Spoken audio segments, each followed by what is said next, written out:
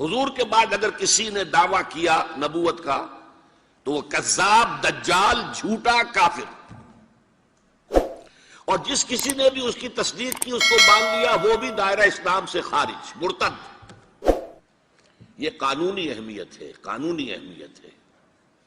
کوئی شخص مسلمان رہا یا نہیں رہا، یہ تو بڑا اہم مسئلہ ہے، قانونی مسئلہ ہے۔ اس کی بیوی کا اس سے نکاح جو ہے وہ ختم ہو گیا اگر اس نے کسی حضور کے بعد کسی نبی کی نبوت کا اقرار کر لیا یا خود اپنے نبی ہونے کا دعویٰ کیا، وہ پھر مرتد ہے، واجب القتل ہے۔ سورہ احزاب کی آیت، ما کان محمد ابا احد من رجالکم ولکن رسول اللہ وخاتم النبیین۔ محمد صلی اللہ علیہ وسلم، اے مسلمانوں، تم میں سے کسی مرد کے باپ نہیں ہے۔ زید ابن حارثہ کو اگر حضور نے منہ بولا بیٹا بنا لیا تھا تو منہ بولا بیٹا کوئی حقیقت نہیں رکھتا، ورنہ آپ کسی مرد کے والد نہیں ہیں۔ آپ کو اللہ نے بیٹے دیے بھی ابتدا میں، وہ فوراً فوت ہو گئے۔ آپ کے عمر کے آخری دور میں بھی حضرت ابراہیم کی ولادت ہوئی، حضرت ماریہ قبطیہ کے بطن سے، وہ بھی فوت ہو گئے بچپن میں۔ تو ما کان محمد ابا احد من رجالکم ولکن رسول اللہ وخاتم النبیین، وہ تو اللہ کے رسول ہیں اور نبیوں کی مہر ہیں، مہر لگ گئی، اب یہاں سے کوئی اور شے نہیں نکل سکتی، یہ بند ہو گیا راستہ، یہاں سے اب کسی اور نبوت کے اجرا کا سوال پیدا نہیں ہوتا۔ دیکھیے، ایک جامع ترمذی میں روایت ہے حضرت ثوبان سے رضی اللہ تعالی عنہ، حضور نے فرمایا انہ سیکون فی امتی ثلاثون کذابون کلہم یزعم انہ نبی وَأَنَا خَاتَمُ النَّبِيِّينَ لَا نَبِيَّ بَعْدِي۔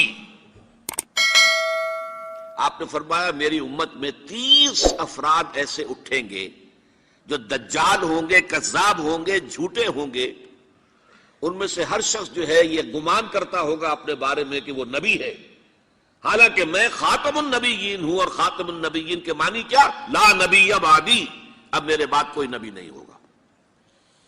اس قانونی مفہوم کو بہت ہی عمدگی کے ساتھ یہاں واضح کر دیا گیا کہ اب چاہے دجال اٹھیں گے، حضور کے اپنے زمانے میں اٹھ گئے تھے، پھر اس دور میں تو بڑی تیزی کے ساتھ، بڑی رفتار جو ہے تیز ہو گئی ہے، زمانہ آخری آ رہا ہے، وہ 30 کی تعداد اب جو ہے پوری ہونی ہے۔ بہاءاللہ ایران میں اٹھا، غلام احمد قادیانی ہندوستان میں اٹھا، ابھی آپ کے ہاں ایک یوسف صاحب تھے، ان کو ویسے ہی ایک شخص نے گولی مار دی ہے سائیوال جیل میں، ورنہ وہ بھی کہتے تھے میں محمد ہوں صلی اللہ علیہ وسلم، معاذ اللہ ثم معاذ اللہ ثم معاذ اللہ۔ پچھلے دنوں خبر آئی تھی کہ ملتان میں کسی نے نبوت کا دعویٰ کر دیا ہے، وہ گرفتار کیا گیا، اس پر مقدمہ چل رہا ہے۔ تو یہاں حضور نے فرما دیا کہ 30 ہوں گے ایسے افراد میری امت میں سے کہ جو دعویٰ کریں گے وہ جھوٹے ہوں گے، کذابون، اور جو دعویٰ کریں گے نبوت کا، حالانکہ میں خاتم النبیین ہوں اور میرے بعد کوئی نبی نہیں۔ دوسری حدیث ہے، یہ حضرت ابو ہریرہ سے ہے رضی اللہ تعالیٰ عنہ، اور یہ سنن ابی داؤد میں ہے۔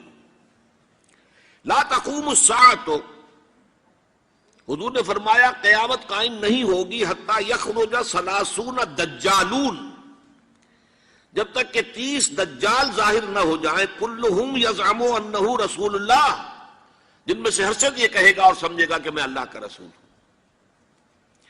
یہ دو حدیثیں ہیں لا نبی بعدی کے مفہوم کے اندر، قانونی مفہوم، جو ختم نبوت کا یہ مفہوم ہے کہ آپ کے بعد کوئی نبی نہیں۔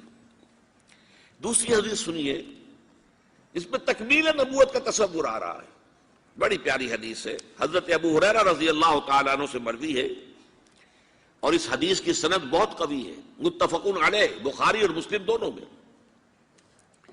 حضور فرماتے مثلی و مثل الانبیاء، میری اور سابقہ انبیاء کی مثال ایسے ہے کہ مثل قصر، ایک ایسا محل کسی ہے، احسن بنیانہ، جس کی تعمیر بہت عمدہ کی گئی، بہت شاندار قصر تعمیر کیا گیا، وَتَرَكَ مِنْهُ مَوْضِعَ لَبْنَةٍ، لیکن ایک اینٹ کی جگہ چھوڑ دی گئی، ایک جگہ پر رکھنا چھوڑ دیا گیا، وہ کمی ایک تھی کہ جو اس کے اندر باقی تھی۔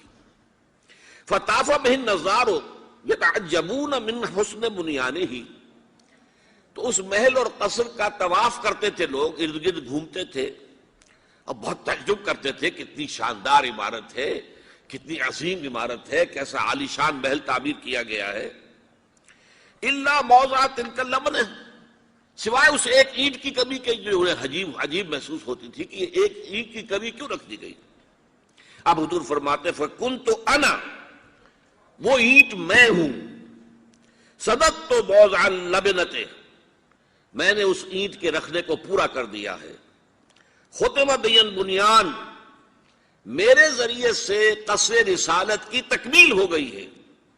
وختم بی الرسل، اور میرے ذریعے سے مجھ پر رسالت کا اختتام ہو گیا۔ اب یہاں محل اور محل میں ایک کمی اور اس کمی کا آپ کے ذریعے سے پورا ہو جانا، یہ ہے تکمیل نبوت و رسالت کا معاملہ۔ اب حضور کے بعد کوئی نبوت کا دعویٰ کرے گا یا کیا ہے، وہ دجال، کذاب، جھوٹا، کافر، مرتد، واجب القتل، یہ اس کا قانونی تقاضا ہے۔ بدقسمتی سے صورت کیا ہوئی، عالم اسلام میں اس سے پہلے جب بھی کسی نے یہ کام کیا، جب تک مسلمانوں کی حکومتیں تھیں، انہیں قتل کر دیا گیا۔ آپ کو معلوم ہے کہ حضور کے فوراً بعد جو کھڑے ہو گئے تھے مسیلمہ کذاب اور بڑے بڑے مدعیان نبوت، ان کے خلاف جہاد کیا گیا، ان کو قتل کیا گیا، تہہ تیغ کیا گیا۔ بہاء اللہ ایران میں اٹھا تو وہاں چونکہ بہرحال مسلمانوں کی حکومت تھی، قتل کر دیا گیا۔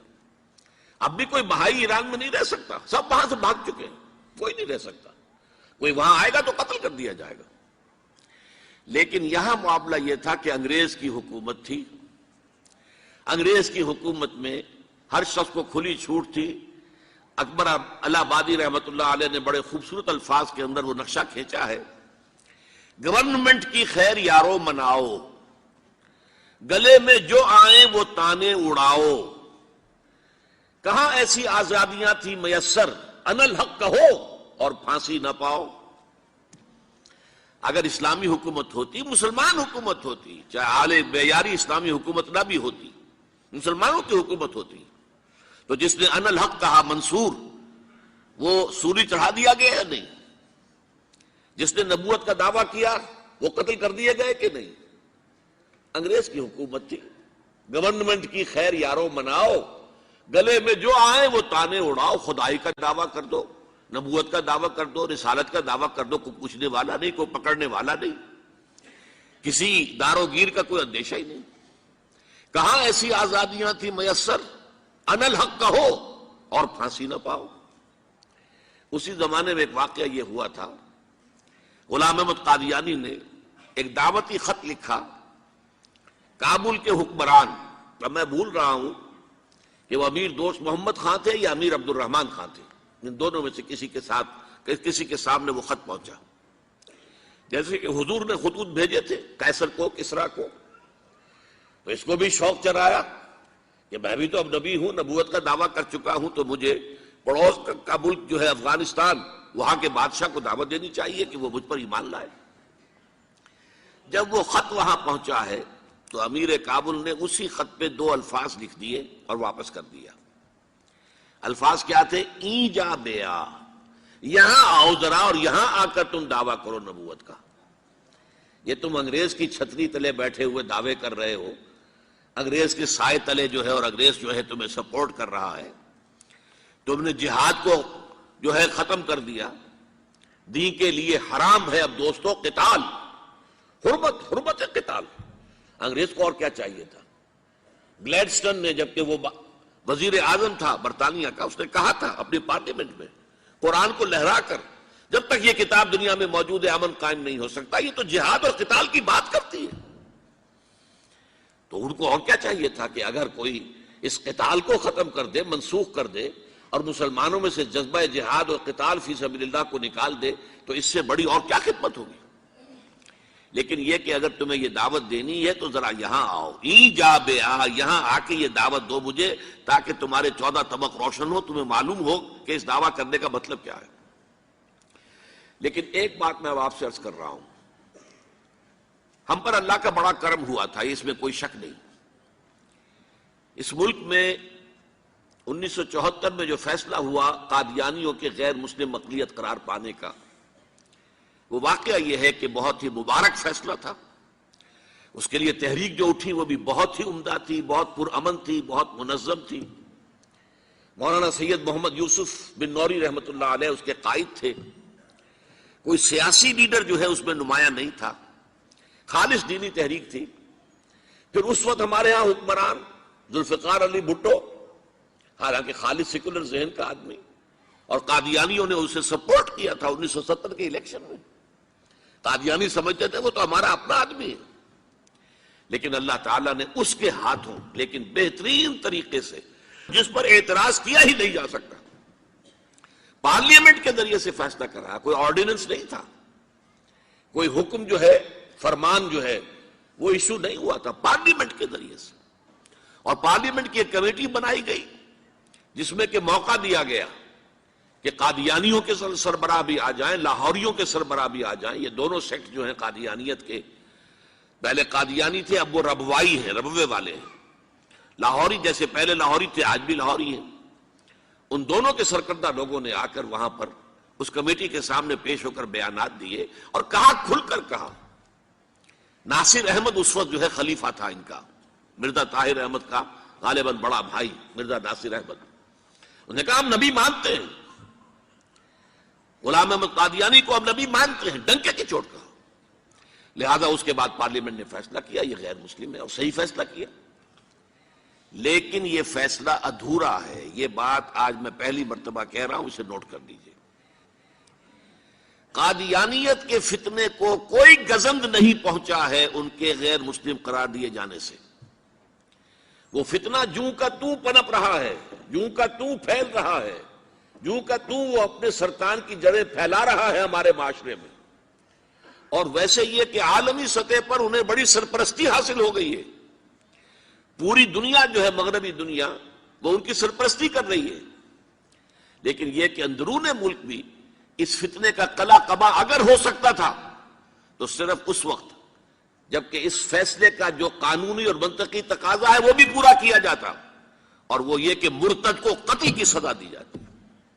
اسلام میں مرتد کی سزا قتل ہے. وہی میں نے آپ سے عرض کیا، حضرت ابوبکر صدیق کے زمانے میں کیوں قتال کیا گیا، اور جتنے بھی لوگوں نے نبوت کے دعوے کیے انہیں کیوں قتل کیا گیا ہمیشہ اسلام کی تاریخ میں.